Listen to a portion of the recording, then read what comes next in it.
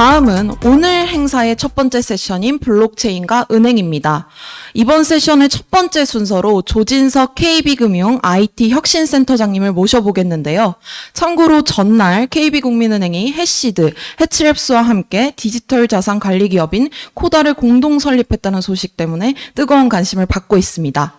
금융권이 바라보는 디지털 자산과 디파이에 대해 센터장님께서 발표해 주시겠습니다. 시청자 여러분들의 경청을 부탁드리겠습니다.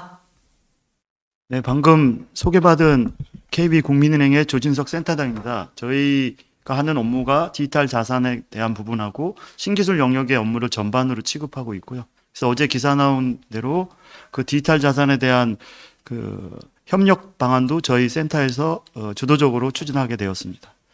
금일 발표한 내용은 그럼 디지털 자산에 대해서 금융권이 특히 전통 금융권에서 어떻게 보고 있는지에 대해서 좀 설명을 드리도록 하겠습니다. 디지털 자산에 대해서 어떻게 인식이 변하고 있냐의 동향에 대해서 먼저 말씀드리고요. 그다음에 또 금융권이 보는 제일 탈중앙화된 그런 디지털 자산에 대한 금융 서비스에 대해서 좀 설명을 드리도록 하겠습니다. 그리고 그러한 디지털 자산에 대한 미래 금융이 바뀔 때 어떻게 대처하고 해결 과제는 뭔지에 대해서 설명드리도록 하겠습니다.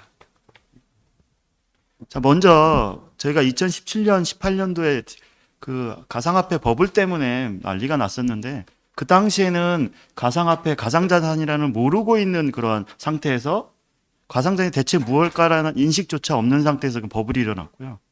그리고 2019년도에서는 가상자산이 왜 필요할까에 대한 Y 수준으로 넘어갔습니다. 그리고 저희가 판단하기에 금년도는 이러한 2, 3년의 시간을 거치면서 디지털 자산, 가상화폐, 암호자산에 대한 인식도도 높고 또 어떻게 해치할 수 있는 방안도 많이 고민이 됐기 때문에 올해부터는 2017년에 버블하고 다른 상황이 벌어졌다고 저는 생각합니다. 그래서 2020년도는 가상자산에 어떻게 들어갈 수 있느냐, 어떻게 살 수 있느냐라는 그러한 환경으로 좀 변화되어 있다고 좀 보고 있습니다. 그래서 저희 전통금융에서는 지금 2017년처럼 이거를 투기자산으로 보고 접근하지 않으려는 시각보다는 이런 새로운 시장에 어떻게 되면 신속하게 대응할 수 있는가에 대한 고민을 하고 있습니다.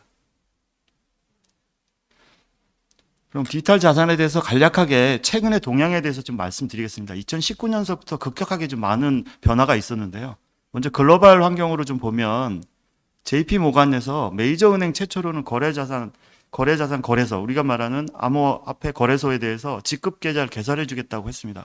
과거에도 미국에서 그 가상자산 거래소에 대해서 직급 계좌를 열어줬는데 메이저 은행들은 여기에 참여하지 않았습니다. 그래서 그 소규모 은행들이 하다 보니 뭐 관리 한계도 있었지만 처음으로 JP모간에서 가상자산 거래소에 직급 계좌를 열어줬다는 것은 자금 세탁이나 내부 통제 부분에 대해서 어느 정도 인정을 했다고 인식을 할 수 있습니다.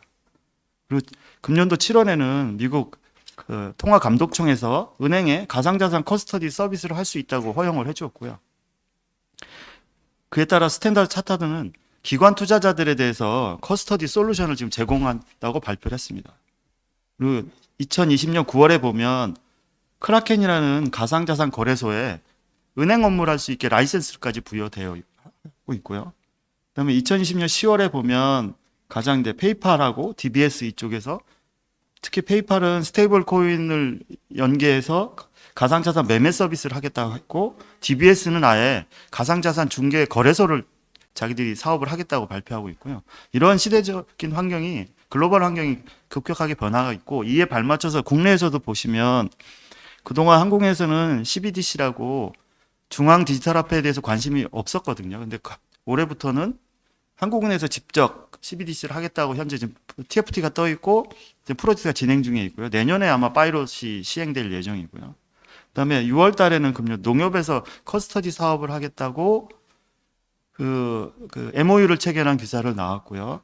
그다음에 20년 7월에는 세법 개정안으로 가상자산이 이제 기타 소득을 해서 과세 대상이 된다고 되고 있고요.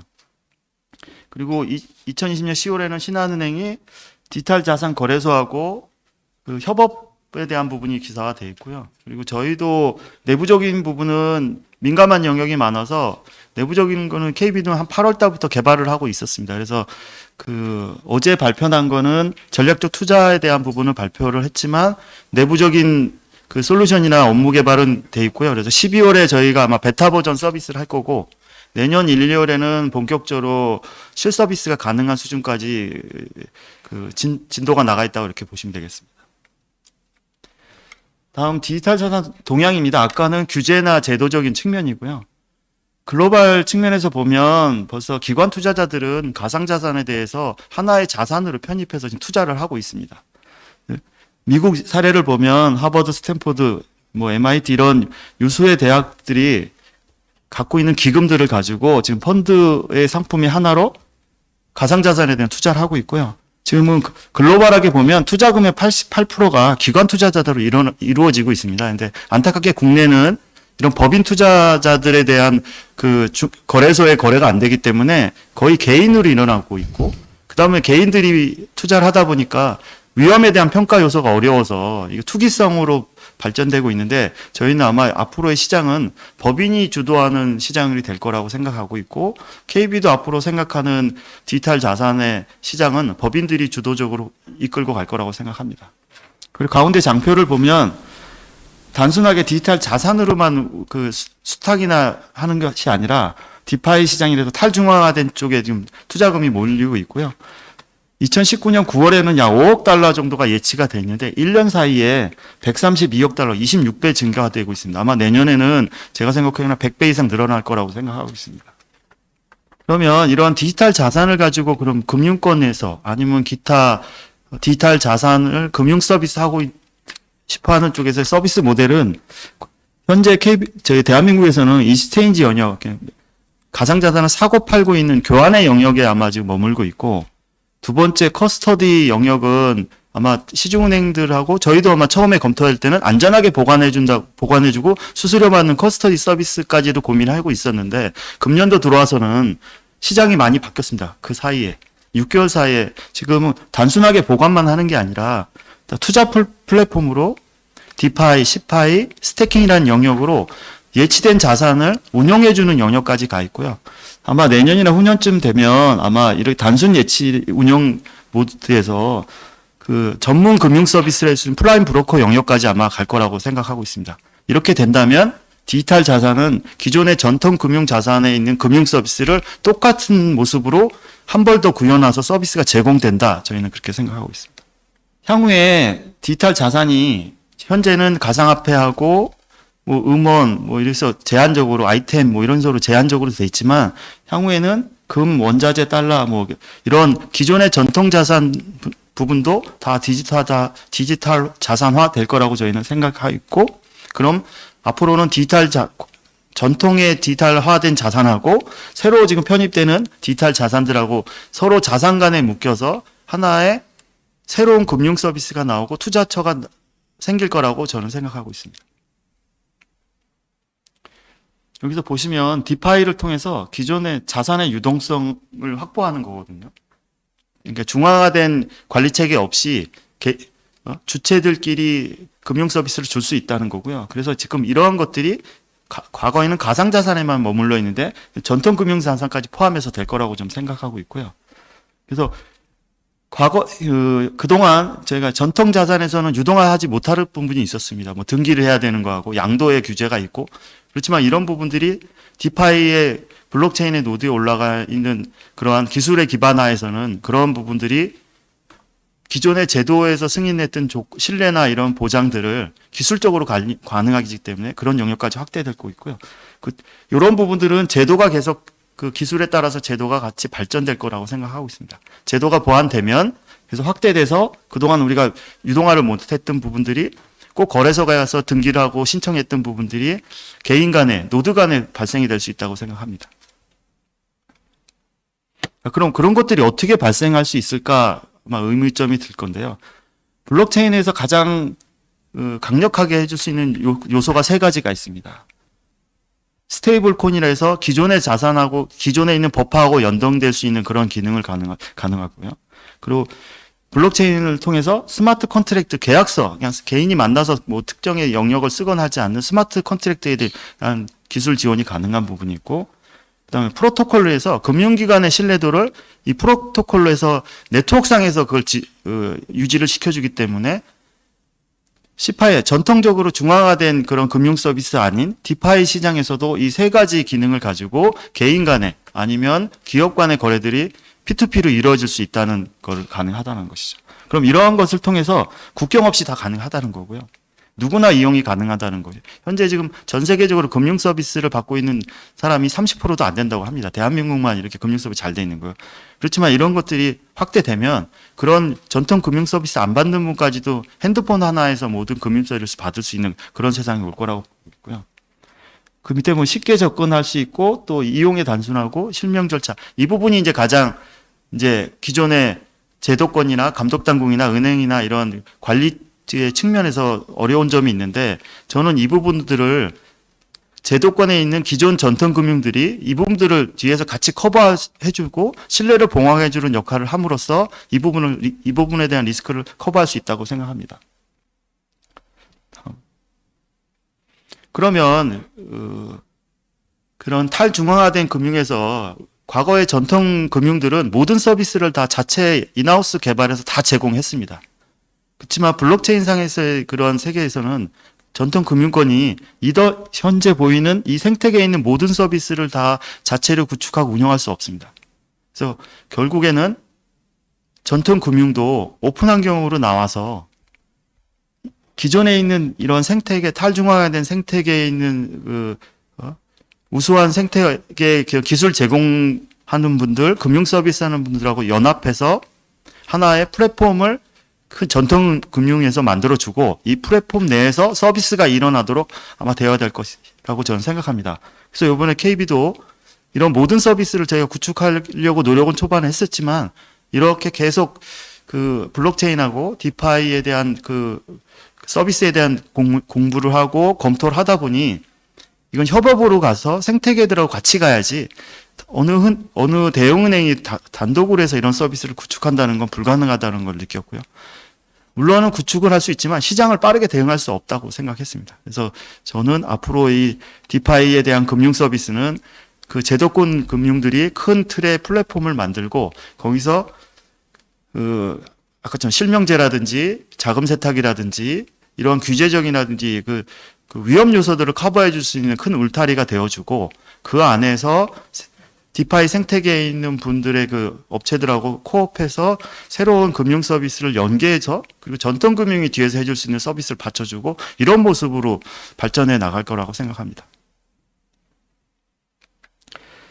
현재 디파이에서 탈중앙화 되기 전에는 좌측에 보듯이 지금 현재 대한민국에서 일어나는 서비스라고 보시면 보관, 송금, 결제, 트레이딩에서 지금 그냥 가상자산 거래소들이 하는 서비스만으로 지금 현재 국한돼 있고요. 저희가 이제 코다처럼 새로운 이런 금융 서비스가 제공하고 디파이의 시장이 넓혀지면 기존 투자 상품이 나올 수 있고요. 대출을 이용해서 레버리지를 익힐 수 있고 그걸 통해서 아까 전통 자산하고 그 디지털 자산하고 결합된 파생 상품에 대한 부분도 나올 수 있을 것 같고요. 그래서 결국은 전통 금융 기법이 디파이에 대한 이러한 디지털 자산에 대한 탈중앙화된 금융하고 접목돼서 새로운 서비스가 나올 거라고 생각합니다.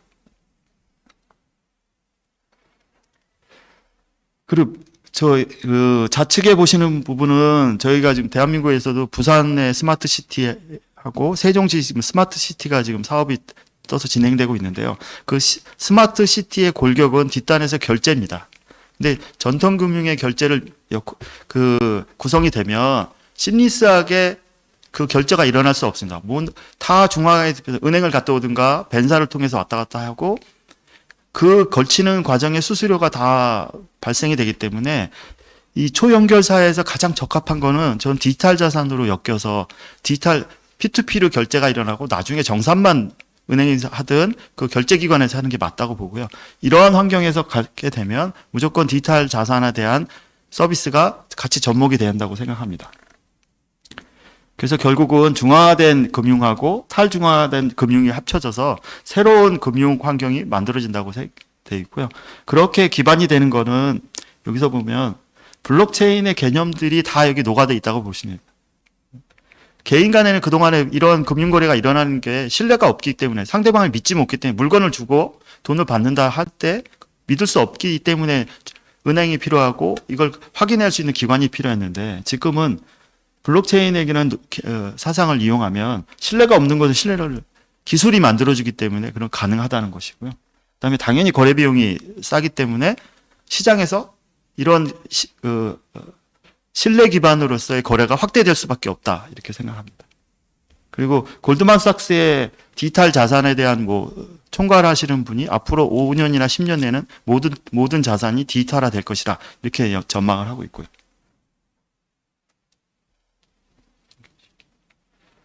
그래서 저희가 은행에서 간단하게 생각하시면 디파이라고 해서 복잡하게 생각할 필요 없이 가장 어렵지 않게 가장 쉽게 디파이를 은행하고 거래소든지 아니면 그 디파이를 금융 서비스하는 쪽하고 연결한다고 보면 가장 쉽게 생각하시는 게 디지털 자산을 가지고 은행에서 담보대출을 해주는 겁니다.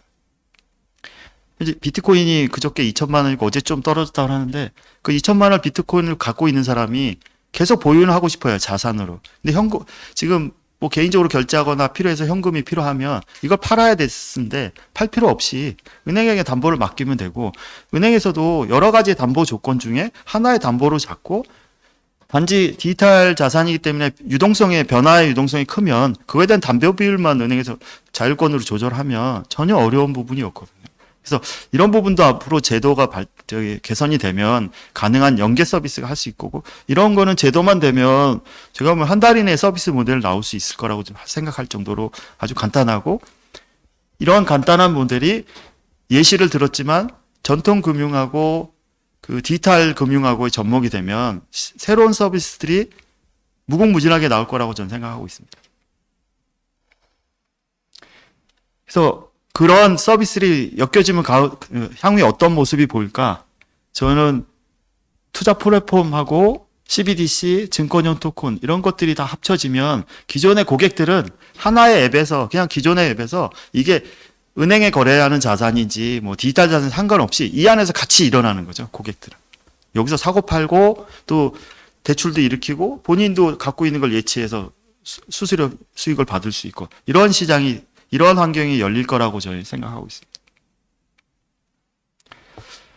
그래서 이 부분이 이제 이렇게 시장이 열리려면 아까 얘기했듯이 블록체인 사상에 대해서 누구나 쉽게 지갑을 열 수 있고 누구나 쉽게 보낼 수 있다 보니 가장 우리가 우려했던 게 그럼 자금 세탁이라든지 이런 부분이 가장 우려가 돼서 그동안 이게 투기성 자금이고 해외에 국내에 있는 자본이 유출되니 이런 문제가 있는데 그래서 이번에 특검법 시행령이 나와도 트래블 룰이 1년간 유예되면서 아마 은행권들은 기존 거래소들에 대해서 시행령이 내년 3월에 확정된다 그래도 기존의 4대 거래소 외에 나머지 거래소들에 대해서 실명 계좌 열어주는 게 좀 많이 부담스러운 영역이 될 거예요. 왜냐하면 명확한 규정이 없기 때문에. 그래서 결론적으로 말씀드리면 저희가 만드는 이 코다라든지 이런 별도의 제3의 주체에서 이 트러블 룰에 대해서도 AML 쪽에서도 좀 검증을 해주면 어떨까. 현재는 각 거래소 내부적으로 좀 한다고 했는데 은행 입장에서는 거래소 내부에서 일어나서 이런 관리 체계를 한다는 거에 대한 신뢰도를 많이 믿을 수 없습니다. 왜냐하면 내부적으로 하기 때문에 언제든지 자기 내부 필요성에서 정책을 바꿀 수 있기 때문에. 그렇지만 코다같이 이런 별도의 그 신뢰기관에서 트래블 룰에 대한 화이트 리스트 원래 주소를 가지고 검증을 해주고 이 검증된 주소에 대해서만 송금이 된다면 기존 전통은행에서도 이 룰을 지키는 거래소에 대해서는 아마 승인을 내줘도 크게 부담이 없을 것 같이 생각되고요. 이 부분은 저희가 하고 싶다고 되는 게 아니라 지금 거래소들하고도 합의가 이뤄야 될 상황이고 제가 지금 거래소들하고 다니면서 이런 협력 관계를 유지하려고 노력을 하고 있습니다. 이 부분은 이러한 그 안정화된 이러한 트래블 룰을 지키는 걸 모습을 보여주고 감독 당국이나 금융권의 신뢰를 쌓아가면서 앞으로의 그런 트래블 룰이라든지 이런 부분을 보완하면 이쪽에 거래소를 보는 그런 부정적인 시각을 많이 해소할 수 있을 거라고 생각합니다. 그리고 두 번째 해결할 과제는 4가지 영역에 대해서 좀 고민이 되는데요. 첫 번째로 고객자산 보호입니다. 기존 거래소들이 잘하고 있지만 그동안 해킹이나 내부 사고 때문에 보유하고 있던 코인 부분에 대해서 많이 이슈가 있었는데 그래서 저는 가상자산 거래소가 보관하고 있는 지금 현재는 시행령에 의해서 원화에 대한 부분은 그 제3자 보관을 하게 돼 있습니다. 그래서 은행에 보관을 하고 있고요. 거래소가 자기들이 갖고 있지 않고. 그렇지만 지금 시행령에는 거래소가 보관한 가상자산에 대한 부분은 그런 명확한 내용이 없습니다. 아마 이 부분도 그 거래소 입장에서는 자기들이 액티브하게 운영하는 자산 외에 가상자산 외에는 나머지는 안전한 제3의 기관에 보관하는 것이 저는 그 고객자산 보호 영역에서 맞다고 생각하고요. 그 다음에 시장의 투명성 및 고객 보호 차원인데 현재 지금 국내 가상자산 거래소가 한 200개 이상이 있다 그러는데 아마 내년에 시행령 나오고 그 VSM 가상자산 사업자 등록하면 많이 좀 정리가 되겠지만 이게 사업자를 만들 때 아무런 공시나 절차가 없어요. 근데 아마 이 부분도 많이 정리가 시행령이 나오면 정리가 될 것 같고. 그리고 세 번째는 가격 결정의 투명성입니다. 이 부분은 어떤 내용이냐 하면 거래소 자체들도 가상자산을 가지고 있어요. 그렇지만 지금 법인 거래가 안 되다 보니까 그걸 어디서 매매할 데가 없으니 거래소들이 자기 자체 내부에서 자기들이 보유한 가상자산을 내부 거래를 하는 거예요. 그래서 사실 은행권의 입장이면 내부자 거래예요. 거래소가 지금 시세도 알고 거래량도 아는데 자기 것도 필요한다고 할 때 그 중간에 자기 자금을 사고 팔고 하면 이거 말이 안 되지 않습니까? 투명하지 않지 않습니까? 그 원리는 지금 현재 거래소들은 법인 거래를 못 하기 때문에 이렇게 돼 있고 그러다 보니까 기존의 거래소들은 해외에 있는 거래소들에 직접 보내서 이런 우회적인 방법을 하고 그렇다 보면 투명하지 않게 되죠. 지금 얼마를 사고 팔고 있고 거래소가 지금 자기들이 보유한 거를 어떻게 운영하는지 모르니 이런 부분도 좀 그래서 이런 가상자산을 법인들이 할 수 있는 OTC 시장 같은 것들이 제도적으로 좀 뒷받침이 됐으면 좋겠다는 게 저희 생각이고요.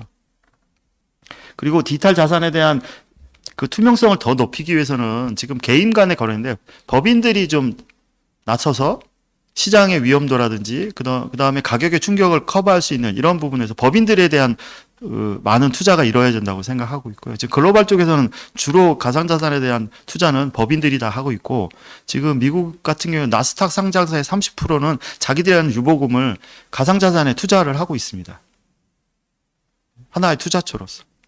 우리나라처럼 개인이 막 하지 않는 그런 시장이고요. 그래서 마지막 결론을 제가 말씀드리면 앞에 쭉 설명을 드리면 지금은 디지털 자산에 대한 인식이 좀 변화하고 있고 글로벌 환경이 이렇게 돼 있고 그럼 은행권들은 어떻게 생각하고 준비하고 있고 그래서 은행권들이 가능한 서비스들이 뭐냐는 걸 좀 설명을 드렸고요. 그런 서비스를 하기 위해서는 지금 좀 어려운 점들 규제 그다음에 가격이나 시장의 투명성 부분을 설명을 드렸고 그런 것들이 지금 계속 이런 시장에서 일어나고 있다는 거고 지금 현재는 저는 그렇게 생각합니다. 지금 역사의 순간 큰 변곡점에 와 있다고 좀 생각하고 있고요. 2017년처럼 버블이 아니라 지금 시장에서 움직이고 있고 지금 2020년 말을 2021년 상반기 그것도 1년까지도 아니고 앞으로 상반기에 큰 변곡점이 올 것 같다. 그래서 예시를 들으면 과거에 통신 3사가 문자 메시지 30원 50원 받으려고 끝까지 안 열었는데 결국 인터넷으로 열리고 와이파이 열리면서 카카오에 다 뺏겼습니다. 이제 저는 전통금융이라든지 기존의 제도권이나 이쪽에 빨리 준비를 안 하고 대응하지 않으면 시장을 다 뺏긴다. 근데 뺏기는 주체가 아까 말씀드렸듯이 이건 국경이 없이 글로벌로 디지털 자산을 움직이기 때문에 다 뺏기는 게 국내에서 뺏기면 저는 문제가 생기는데 글로벌 메이저 플레이어들은 다 뺏긴다. 저는 그게 가장 안타까워서 열심히 뛰고 있었던 거고요. KB가 그 중에서도 많은 내부의 그 공감대를 주셔서 사업을 할 수 있었고 그래서 저희가 처음 첫 발을 내디뎠지만 아마 타은행들도 유사하게 올 거고 저는 같이 이렇게 경쟁자들이 이 시장에 많이 플레이어들이 있는 거에 좋다고 생각하고요. KB는 혼자 가지 않을 거고 아까 말씀드렸듯이 우수한 생태계 역할을 하시는 분들하고 같이 손잡고 이 시장을 개척해 나가도록 하겠습니다. 이상 발표를 마치겠습니다. 이상입니다.